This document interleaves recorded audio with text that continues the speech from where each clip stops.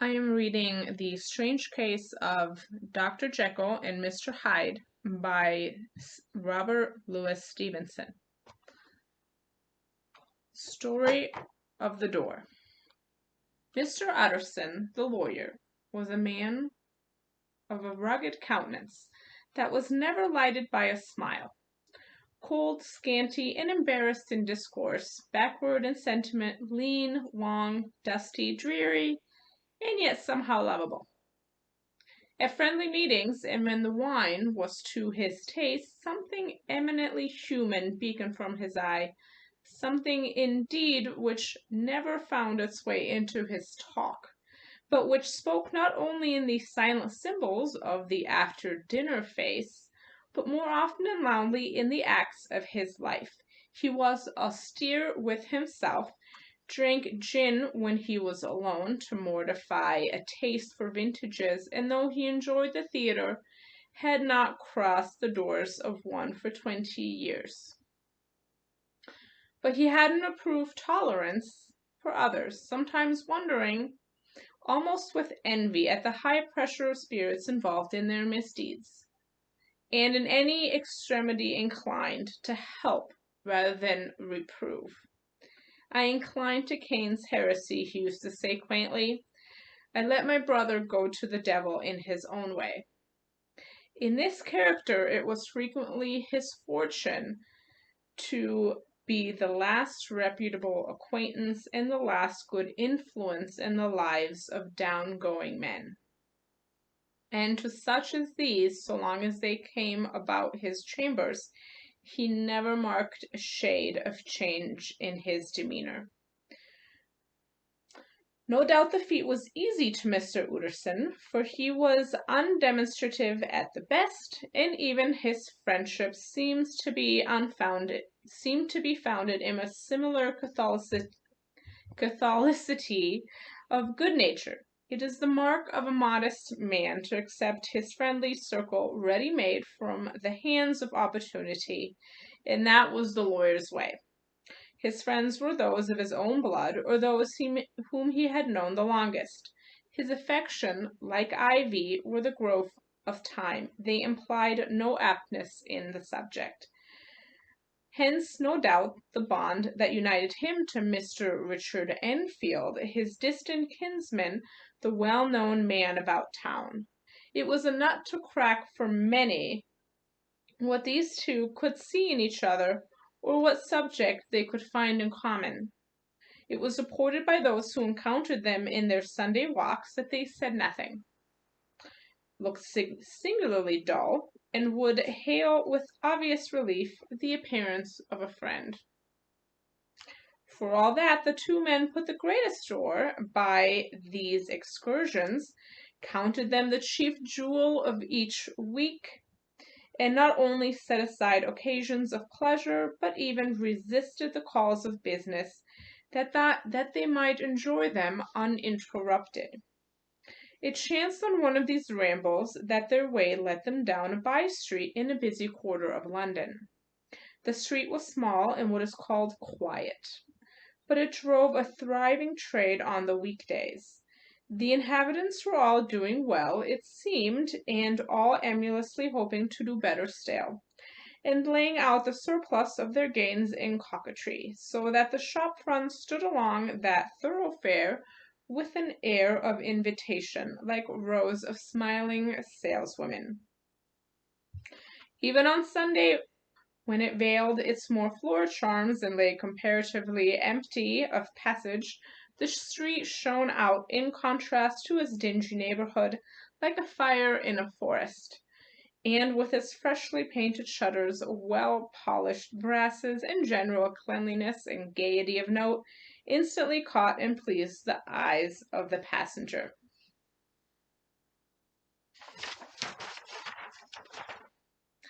Two doors down from one corner, on the left hand going east, the line was broken by the entry of a court. And just at that point, a certain sinister block of buildings thrust forward its gable on the street. It was 2 stories high, showed no windows, nothing but a door on the lower story, and a blind forehead of discolored wall on the upper, and bore in every feature the marks of prolonged and sordid negligence. The door, which was equipped with neither bell nor knocker, was blistered and disdained. Tramps slouched into the recesses and struck matches on the panels. Children kept shop upon the steps. The schoolboy had tried his knife on the moldings, and for close on a generation no one had appeared to drive away these random visitors or to repair their ravages. Mr. Enfield and the lawyer were on the other side of the by-street, but when they came abreast of the Envy, the former lifted up his cane and pointed. "Did you ever remark that door?" he asked, and when his companion had replied in the affirmative, "It is connected in my mind," added he, "with a very odd story." "Indeed," said Mr. Utterson, with a slight change of voice. "And what was that?" "Well, it was this way," returned Mr. Enfield. "I was coming home from some place at the end of the world about 3 o'clock of a black winter morning, and my way lay through a part of town where there was literally nothing to be seen but lamps. Street after street, and all the folks asleep, till at least street after street, and all the folks asleep, street after street, all lighted up as if for a procession, and all as empty as a church, till at last I got into that state of mind when a man listens and begins to long for the sight of a policeman. All at once I saw two figures, one a little man who was stumping along eastward at a good walk, and the other a girl of maybe 8 or 10 who was running as hard as she was able down a cross street. Well, sir, the two ran into one another naturally enough at the corner, and then came the horrible part of the thing, for the man trampled calmly over the child's body and left her screaming on the ground. It sounds nothing to hear, but it was hellish to see. It wasn't like a man, it was like some damned juggernaut. I gave a view, hullo, took to my heels, collared my gentleman, and brought him back to where there was already quite a group about the screaming child. He was perfectly cool and made no resistance, but gave me one look so ugly that it brought out the sweat on me like running. The people who had turned out were the girl's own family, and pretty soon the doctor for whom she had been sent put in his appearance. Well, the child was not much the worse, more frightened, according to the sawbones, and there you might have supposed would be an end to it. But there was one curious circumstance. I had taken a loathing to my gentleman at first sight. So had the child's family, which was only natural. But the doctor's case was what struck me. He was the usual cut-and-dry apothecary, of no particular age and color, with a strong Edinburgh accent, and about as emotional as a bagpipe. Well, sir, he was like the rest of us. Every time he looked at my prisoner, I saw that sawbones turn sick and white with a desire to kill him. I knew what was in his mind just as he knew what was in mine, and killing being out of the question, we did the next best. We told the man we could and would make such a scandal out of this as should make his name sting from one end of London to the other. If he had any friends or any credit, we undertook that he should lose them. And all the time, as you were pitching it in red hot, we were keeping the women off of him as best we could, for they were wild as harpies. I never saw a circle of such hateful faces, and there was this man in the middle with a kind of black sneering coolness. Frightened too, I could see that, but carrying it off, sir, really like Satan. If you choose to make capital out of this accident, said he, I'm naturally helpless. No gentleman but wishes to avoid a scene, says he. Name your figure. Well, we screwed him up to £100 for the child's family. He would have clearly liked to stick out. But there was something about the lot of us that meant mischief, and at last he struck. The next thing was to get the money. And where do you think he carried us but that place with the door? Whipped out a key, went in, and presently came back with a matter of £10 in gold and a cheque for the balance on Coutts, drawn payable to bearer and signed with a name that I can't mention, although it's one of the points of my story, but it was a name at least very well known and often printed. The figure was stiff, but the signature was good for more than that if it was only genuine. I took the liberty of pointing out to my gentleman that the whole business looked apocryphal, and that a man does not, in real life, walk into a cellar door at 4 in the morning and come out of it with another man's cheque for close upon £100. But he was quite easy and sneering. Set your mind at rest, says he. I will stay with you till the banks open and cash the cheque myself. So we all set off, the doctor, the child's father, and our friend, and myself, and passed the rest of the night in my chambers. The next day, when we had breakfasted, we went into the body of the bank. I gave in the cheque myself, said I had every reason to believe it was a forgery. Not a bit of it. The cheque was genuine. Tut, tut, said Mr. Utterson.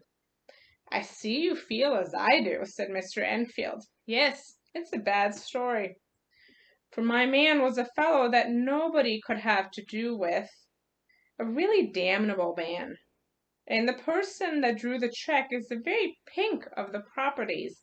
Celebrated too, and, what makes it worse, one of your fellows who do what they call good. Blackmail, I suppose. An honest man paying through the nose for some of the capers of his youth. Blackmail House is what I call the place with the door in consequence. Though even that, you know, is far from explaining all. He added, and with the words fell into the vein of musing. From this he was recalled by Mr. Utterson asking rather suddenly, And you don't know if the drawer of the cheque lives there? A likely place, isn't it? Returned Mr. Enfield. But I happen to have noticed his address. He lives in some square or other. And you never asked about the place with the door? Said Mr. Utterson. No, sir. I had a delicacy, was the reply. I feel very strongly about putting questions. It partakes too much of the style of the Day of Judgment. You start a question, it's like starting a stone. You sit quietly at the top of a hill, and away the stone goes, starting others, and presently some bland old bird, the last you would have thought of, is knocked on the head in his own back garden, and the family have to change their name. No, sir, I make it a rule of mine, the more it looks like Queer Street, the less I ask. A very good rule, too, said the lawyer. But I have studied the place for myself, continued Mr. Enfield. It seems scarcely a house. There is no other door, and nobody goes in or out of that one but, once in a great while, the gentleman of my adventure. There are 3 windows looking out on the court on the first floor, none below. The windows are always shut, but they're clean. And then there is a chimney which is generally smoking. So somebody must live there, and yet it's not so sure, for the buildings are so packed together about that court, and it's hard to say where one ends and another begins. The pair walked on again for a while in silence, and then, Enfield, said Mr. Utterson, that's a good rule of yours.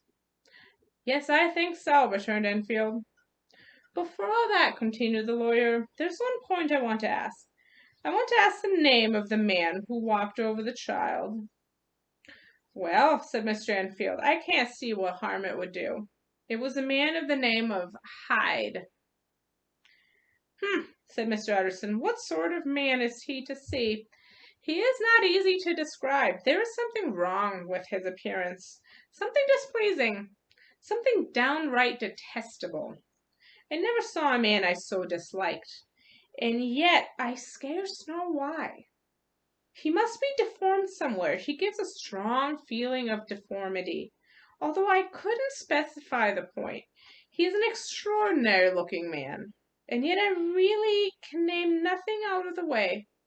No, sir, I can make no hand of it. I can't describe him.